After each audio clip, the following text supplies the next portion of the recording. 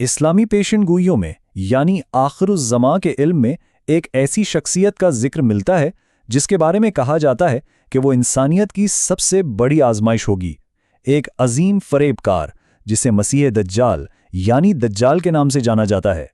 آج ہم اسی پراسرار شخصیت کی حقیقت کو سمجھنے کی کوشش کریں گے۔ آدم کی تخلیق سے لے کر قیامت کے دن تک دجال سے بڑا کوئی فتنہ نہیں ہوگا۔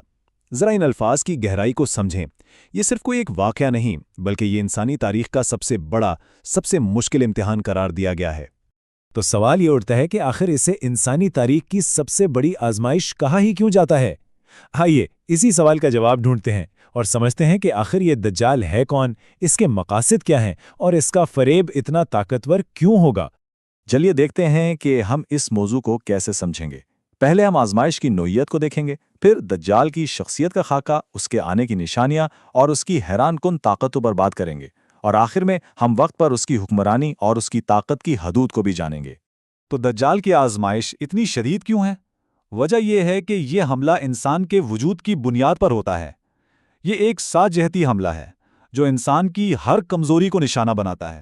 مطلب یہ صرف ایمان کا امتحان نہیں ہے۔ وہ خدا ہونے کا دعویٰ کر کے ایمان کو للکارے گا، وہ ایسے کام کرے گا جو عقل کو چکرا دیں، منطق کو توڑ دیں، اور سب سے بڑھ کر وہ روٹی اور پانی جیسے بنیادی وسائل پر قابو پا کر انسان کی بقا کو ہی داؤ پر لگا دے گا۔ لیکن دجال صرف کوئی تصور نہیں ہے، روایات میں اس کی ایک بہت واضح شکل بیان کی گئی ہے۔ تو وہ دکھتا کیسا ہے، اور کیا وہ اکیلا ہوگا یا اس کے پیچھے کوئی بہت بڑا نظام کام کر رہا ہوگا؟ ایک مشہور روایت میں نبی اکرم صلی اللہ علیہ وآلہ وسلم کے خواب کا ذکر ہے جس میں انہوں نے حضرت عیسیٰ اور دجال دونوں کو دیکھا، اور فرق بالکل صاف ہے۔ جیسا کہ یہاں نظر آ رہا ہے، ایک طرف سکون اور خوبصورتی ہے تو دوسری طرف بدصورتی اور انتشار، اور یہ فرق صرف ظاہری نہیں ہے بلکہ ان کے کردار کو بھی ظاہر کرتا ہے۔ روایات اس کی شناخت کے لیے کئی خاص جسمانی نشانیاں بھی بتاتی ہیں، جیسے کہ اس کی ایک عیب دار آنکھ اور اس کی پیشانی پر لکھا لفظ کافر، جسے صرف ایمان والے ہی پڑھ سکیں گے۔ لیکن یہاں ایک بہت اہم بات سمجھنے والی ہے۔ دجال صرف ایک شخص کا نام نہیں ہے، وہ ایک پورے عالمی نظام کا چہرہ ہے، ایک ایسا دجالی نظام جو طاقت، کلچر اور پیسے کے ذریعے اس کے آنے کے لیے راستہ ہموار کرے گا۔ تو اتنا بڑا فریب کار اچانک سے کہاں سے آ جائے گا؟ اسلامی روایات کے مطابق اس کے ظاہر ہونے سے پہلے دنیا کو اس کے فریب کے لیے تیار کیا جا چکا ہوگا۔ کچھ بڑی نشانیاں ہیں جو اس کی آمد کا اعلان کریں گی۔ سب سے پہلی اور سب سے بڑی نشانی ایک تباہ کن 3 سالہ قحط ہے۔ ذرا تصور کیجئے، پہلے سال 1/3 بارش اور فصلیں ختم، دوسرے سال 2/3 اور تیسرے سال مکمل خشک سالی اور فاقہ کشی۔ یہ قحط ایسی مایوسی پیدا کرے گا کہ لوگ رزق دینے والے کسی بھی مسیحا کے سامنے جھکنے کو تیار ہو جائیں گے۔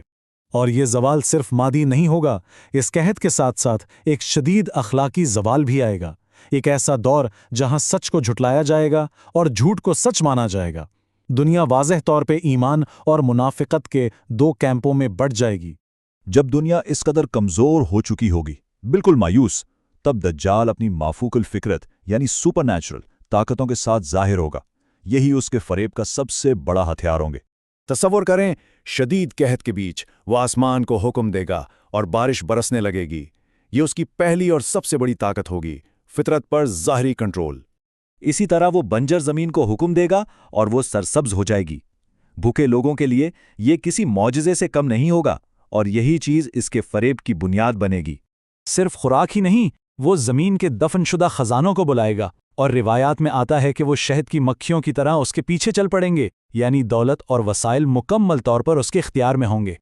شاید اس کا سب سے بڑا اور خطرناک فریب حقیقت کو الٹ دینا ہوگا۔ وہ اپنے ساتھ ایک جنت اور ایک جہنم لائے گا، لیکن اس کی جنت در حقیقت جہنم ہوگی اور اس کی جہنم اصل میں جنت۔ تو کیا یہ سب حقیقی معجزے ہوں گے؟ روایات اس بارے میں بالکل واضح ہیں۔ نہیں، اس کے کئی معجزات جیسے کسی کو مار کر زندہ کرنا حقیقت نہیں بلکہ شیاطین کی مدد سے پیدا کیا گیا ایک شیطانی فریب ہوگا۔ یہ نظر کا دھوکہ ہوگا، حقیقت نہیں۔ اچھا، تو دجال کی یہ حکمرانی کتنی لمبی ہوگی؟ ہمیشہ کے لیے نہیں ہوگی۔ اس کی مدت صرف 40 دن ہے، لیکن ان 40 دنوں میں وقت خود اپنی رفتار کھو دے گا۔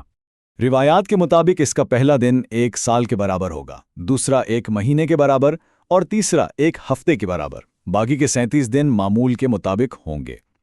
یہ کوئی ستارہ نہیں ہے، اسے اتنی حقیقت کے طور پر بیان کیا گیا ہے کہ اس دور کے مسلمانوں کو ان لمبے دنوں میں نماز کے اوقات کا حساب لگانے کی ہدایات بھی دی گئی ہیں۔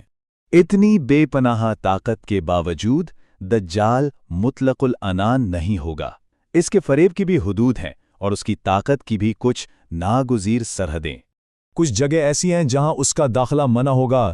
مکہ اور مدینہ کے شہروں کے ساتھ ساتھ 4 مقدس مساجد فرشتوں کی حفاظت میں ہوں گی اور وہ ان میں کبھی داخل نہیں ہو سکے گا۔ اس کی طاقت سچے ایمان کے سامنے بے بس ہو جائے گی۔